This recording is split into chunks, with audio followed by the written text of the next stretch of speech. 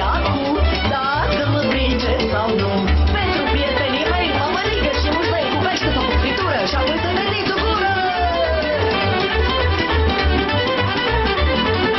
Hei, hei, umblă vestea că-n Focșani vin mult și fără bani și Brăila de-a aflat, crește pește și narvas. Dacă ar fi adevărat, în Focșani aș fi plecat, dar mănânc pește sărat și beau vin de ea în casat.